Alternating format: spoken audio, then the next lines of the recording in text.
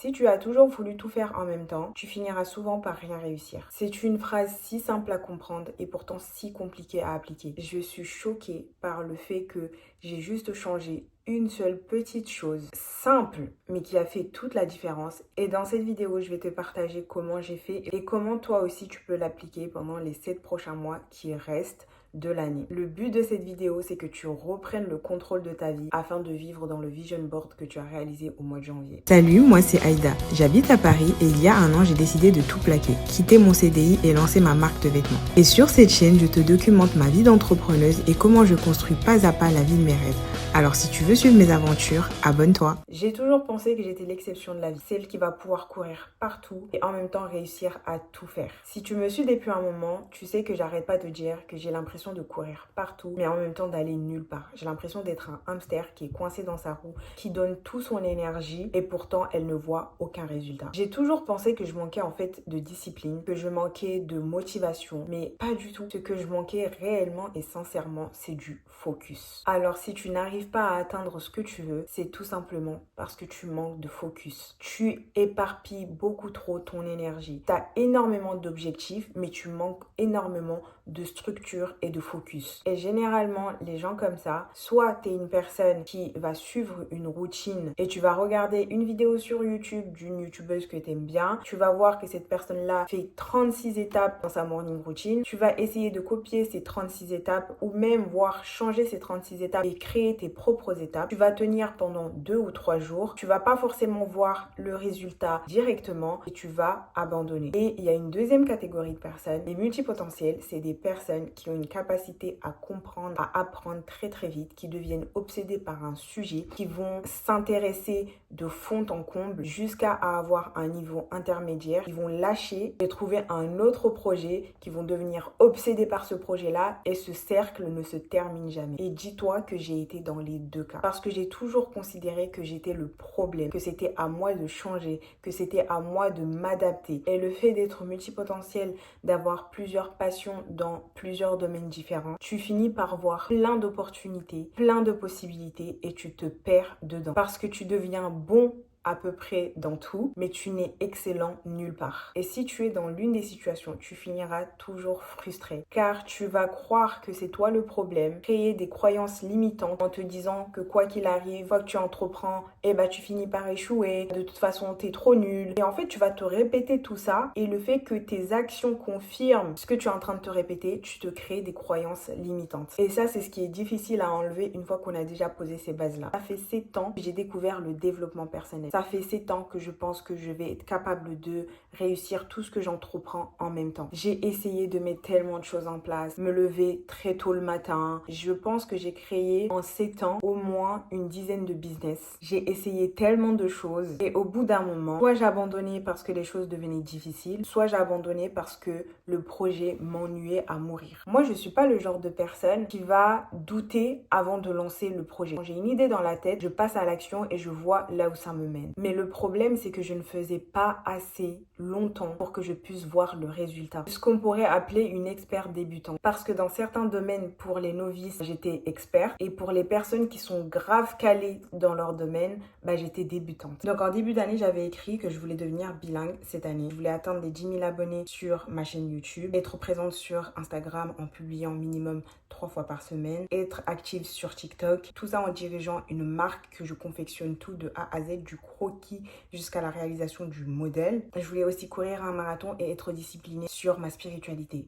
Vous voyez le cardio que j'ai eu là pour dire tout ça, c'est le même cardio là que je sais même pas où j'allais chercher ça. Et vous voyez, mais moi je suis fatiguée rien qu'en citant ces objectifs. Cette bouteille d'eau représente ta jauge d'énergie journalier. Et ces petits pots sont les objectifs que tu as dans l'année. Oui, je sais que je suis très très investie. Le premier petit pot peut représenter le fait que tu veux perdre du poids. Le deuxième peut représenter le fait que tu as envie de lancer un business ou tu as envie de réussir tes cours. Le troisième petit pot peut être le fait que tu as envie d'être discipliné dans ta religion et ta spiritualité. Le quatrième petit pot peut représenter le fait de vouloir apprendre une nouvelle langue. Si tu décides de tout commencer en même temps, regarde, ton énergie pour apprendre une nouvelle langue, ok?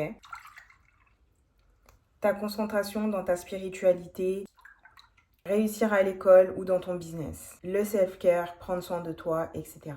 Et encore, là, j'ai mis 4 objectifs. Mais imaginons que tu as un travail, il faudra réduire encore l'énergie, que tu as des enfants, il faut encore plus réduire l'énergie. Donc, ça fait que, du coup, à la fin, tu n'as plus d'énergie parce que tu as dispersé toute ton énergie. Alors que si tu te concentres sur un ou deux projets, c'est comme si tu avais un premier projet et que tu mettais ton énergie 50% dans ton premier projet et 50% dans ton deuxième projet. Et du coup, tu auras beaucoup plus de résultats qu'en éparpillant toute ton énergie un peu dans tout, quoi. Il faut que tu te dises une seule chose à la fois. Ça peut être frustrant, surtout quand tu as un profil multipotentiel parce que tu as vraiment envie de tout faire et tu sais que tu es capable de faire plein de choses. Mais rappelle-toi d'une chose, ce que tu as fait avant n'a pas fonctionné. Maintenant que tu sais que ton problème, c'est être un yo-yo, tu vas prendre une feuille, écrire tous les objectifs que tu t'es mis pour cette année et tu vas mettre un ordre d'importance. Tu vas définir une deadline et une longue deadline. Tu vas définir une deadline de 3 mois, de 6 mois pour avoir assez de résultats. Par exemple, moi, avec ma marque de vêtements, je me suis dit pendant 3 ans, je ne vais pas changer de business. Et Dieu seul sait à quel point c'est compliqué en tant que multipotentiel parce que rien qu'en un an, j'ai eu envie de changer 4 ou 5 fois de projet. Et c'est ce qui fait que j'ai pas le choix que de résoudre les problèmes, de ne pas abandonner et continuer parce que je sais que j'ai une deadline qui est dans 3 ans. Et pourquoi 3 ans? Parce que 3 ans, c'est assez long pour comprendre les résultats dans un business et en même temps assez court pour pouvoir changer de business une fois que tu t'es rendu compte que en fait,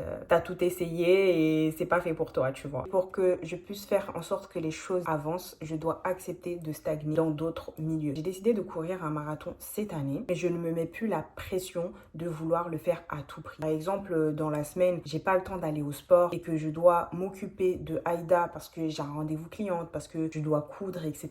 Ça passera toujours avant le sport. Mais c'est pas pour autant que je ne veux pas réussir cet objectif-là. Et si je l'ai réussi, c'est une bonne chose, mais si je ne le réussis pas, ce n'est pas grave parce que ça veut dire que j'ai concentré mon énergie à développer ma marque. Je sais que c'est difficile, mais plus tu vas éliminer, plus tu vas être focus sur tes objectifs, sur les plus importants, ceux qui vont avoir beaucoup plus d'impact et ceux qui vont te donner le plus d'épanouissement. Donc, quelles sont les choses qui t'épanouissent le plus et qui auront un énorme impact sur toi, en fait, tu vois. Et c'est très important de se limiter à 2, voire maximum 4 objectifs pour pouvoir avoir un certain focus. Parce que n'oublie pas, c'est plus tu vas diviser ton énergie et moins tu auras de focus sur les choses que tu dois faire. Et après, si ça peut vous aider, ça peut être un hack pour vous, je vous le déconseille si vous venez de commencer. Comme je vous ai dit, moi ça fait 7 ans que je suis dans le développement personnel. J'ai testé plein de choses auparavant avant de savoir qu'il y a quelque chose qui me va bien ou pas. Dans ma morning routine, au début, c'était juste faire mon lit. Et maintenant, ma morning routine, elle dure à peu près 1 heure, voire parfois un peu plus. Et ma night routine dure 30 minutes. Ça va être faire mon lit, lire le Coran, faire ma prière à l'heure, donc faire le fajr, faire mon anglais. Parce que du coup, c'est juste un bloc le matin que je décide de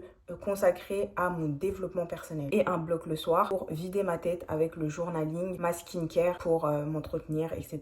Des affirmations positives. Bref, tout ça pour vous dire que j'en ai profité pour mettre des objectifs que j'avais dans l'année dans ma morning routine et dans ma night routine. Comme ça, je continue quand même à travailler dessus, même si c'est pas ce qui va prendre 80% de mon temps. Mais également, traque tout ça. Je traque tout. Parce qu'en fait, le problème avec le fait de faire des choses et d'avoir l'impression de ne pas avancer, c'est qu'on ne traque pas assez ce qu'on fait. Moi, je traque mes morning routines. Je sais lesquelles j'ai raté. Je sais lesquelles je n'ai pas raté. Je traque aussi les heures que je passe sur Aïda Couture, les heures que je passe sur YouTube, etc.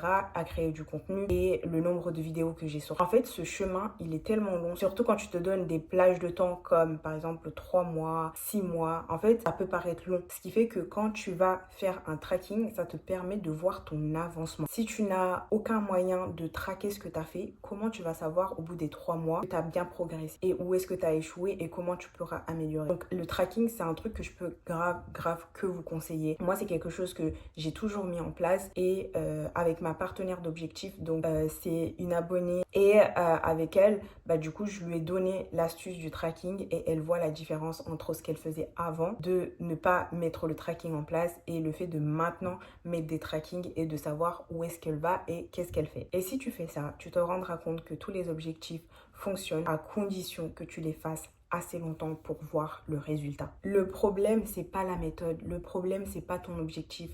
Le problème, c'est que tu ne fais pas assez longtemps pour pouvoir voir le résultat. Je te laisse juste ici ou là avec mon vlog sur le syndrome de l'imposteur. Et n'hésite pas à t'abonner, activer la cloche de notification. Et nous, on se dit à mercredi prochain. Je te fais des gros bisous.